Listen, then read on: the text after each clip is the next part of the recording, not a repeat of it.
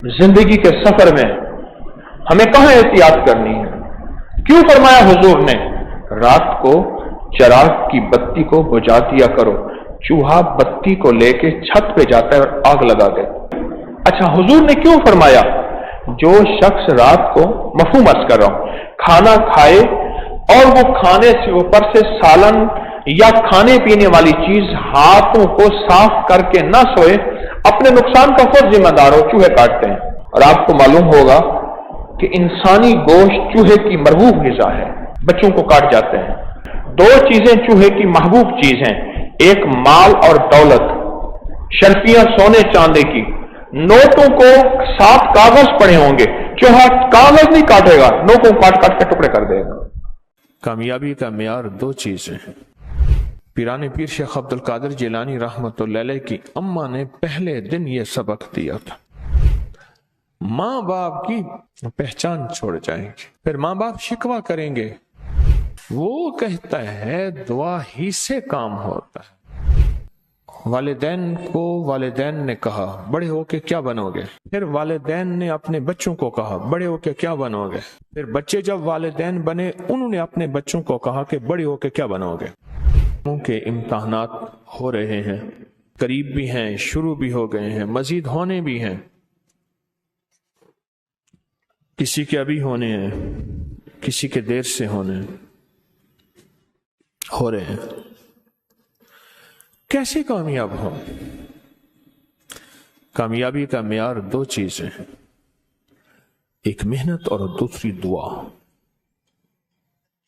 ایک محنت اور دوسری دعا۔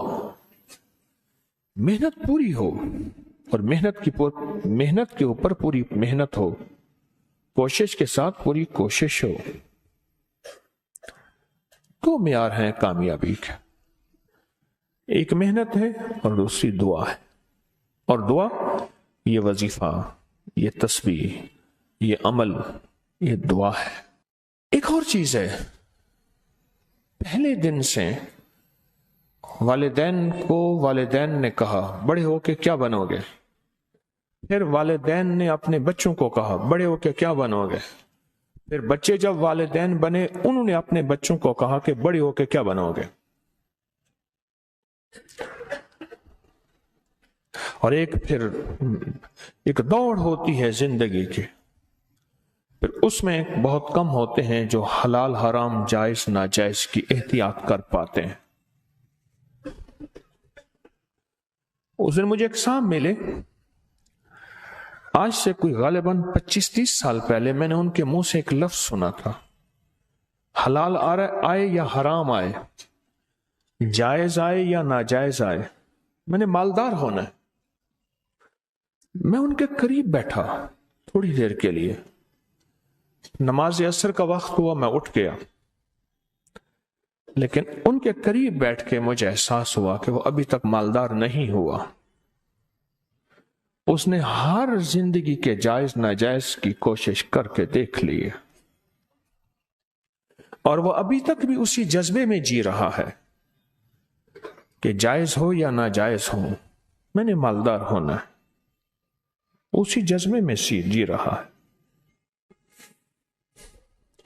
اپنی نسلوں کے ساتھ دو چیزیں لگانی ہیں، ایک محنت اور دعا، اور پہلے دن سے اپنی نسلوں کو دعاؤں پہ لگانا ہے، مانگنے پہ لگانا ہے، اللہ سے لینے پہ لگانا ہے۔ پیران پیر شیخ عبد القادر جیلانی رحمۃ اللہ علیہ کی اماں نے پہلے دن یہ سبق دیا تھا۔ بچہ جب مکتب میں جانے کے قابل ہوا تو آگے کھانا مانگا، پہلے دن اماں کھانا کا، بیٹا اللہ سے مانگو، 2 نفل پڑھو حاجت کے، دعا مانگو کہ اللہ مجھے کھانا کھلا دے، اللہ مجھے پانی پلا دے، اللہ میرا پیٹ بھر دے، اللہ میرا پیٹ بھر دے۔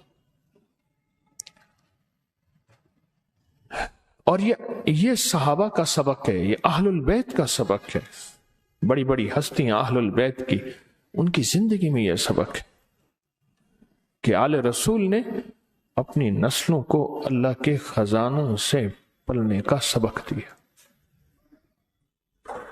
اپنی نسلوں کو اللہ کے خزانوں سے پلنے کا سبق دیا اہل البیت نے، بڑے بڑے صحابہ نے، بڑے بڑے اولیاء نے اپنی نسلوں کو اللہ سے پلنے کا سبق دیا کہ اللہ پالے گا، اللہ کھلائے گا اور اللہ پلائے گا، اللہ کھلاتا ہے اور اللہ پلاتا ہے۔ بڑی بڑی ہستیوں نے یہ زندگی کا سبق دیا۔ اب بچہ آتا تھا، اماں طاق میں کھانا رکھ دیتی تھی، آ کے اللہ سے مانگتا تھا، نفل پڑھتا، دعا مانگتا۔ اماں کہتی اللہ نے کھلایا ہے اور کھلاتا بھی اماں بھی تو جھوٹی نہیں تھی، اماں بھی تو سچی تھی کہ اللہ ہی کھلاتا ہے۔ ایک دفعہ اماں کہیں گئی، کھانا رکھنا بھول گئی، اور بچے کے مکتب سے واپس کا وقت آیا۔ اماں ایک دم پریشان کہ ہائے آج میرے بیٹے کا یقین ٹوٹ جائے گا، آج میرے بیٹے کا یقین ٹوٹ جائے گا۔ اماں تو کہتی اللہ کھلاتا ہے، اماں تو کہتی اللہ پلاتا ہے، آج میرے اللہ نے مجھے کھلایا پلایا نہیں ہے۔ اماں بھاگی بھاگی آئی تو بچہ کہنے لگا ماں آج تو بڑا لذیذ کھانا تھا، بڑا پر لطف کھانا تھا۔ اماں نے کہا کیسے، کہاں سے ملا؟ اماں جہاں سے روز ملتا ہے، میں نے آ کے اللہ سے مانگا، میں نے آ کے اللہ سے مانگا اور اللہ نے مجھے آج کوئی خاص مزیدار اور پر لطف کھانا کھلایا۔ نسلوں کی تربیت یہ ہوتی ہے، نسلوں کو دو چیزیں دینی ہیں، محنت بھی دینی ہے اور دعا بھی دینی ہے۔ یاد رکھنا، اگر محنت دی اور دعا نہ دی، اللہ اس کے حبیب کا قرب نہ دیا، محمد آل محمد اصحاب محمد کا قرب نہ دیا، تو اس کا نقصان کیا ہوگا؟ وہ نسلیں خود ماں باپ کی پہچان چھوڑ جائیں گے، ماں باپ کی پہچان چھوڑ جائیں گے، پھر ماں باپ شکوہ کریں گے، اتنی تعلیم پہ خرچ، اتنی اولاد پہ خرچ، اور اولاد نے ہمیں پہچاننا چھوڑ دیا، گھر سے نکال دیا۔ کئی میرے پاس کیس آتے ہیں، یا پوچھتے نہیں، ان کے اندر احساس ہی نہیں ہے، ایسے دیکھ کے اپنی زندگی کی موج اور مستیوں میں چلے جاتے ہیں۔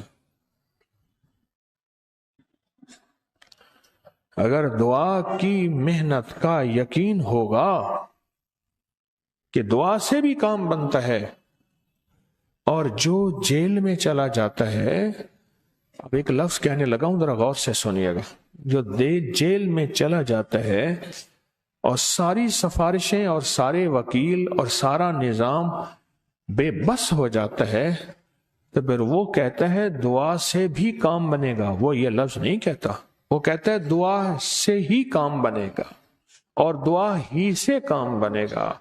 وہ جو جیل میں، وہ جو ہسپتال میں، وہ جو کچہریوں اور عدالتوں میں ہوتا ہے، کیونکہ سب سے زیادہ تسبیحاں، وظیفے، تہجد، دعائیں، اعمال، سجدے، رونا، اشراق، چاشت، اوابین، صلاۃ الحاجت، تلاوت، سب سے زیادہ جیل میں، ہسپتالوں، کچہریوں میں ہوتی ہے۔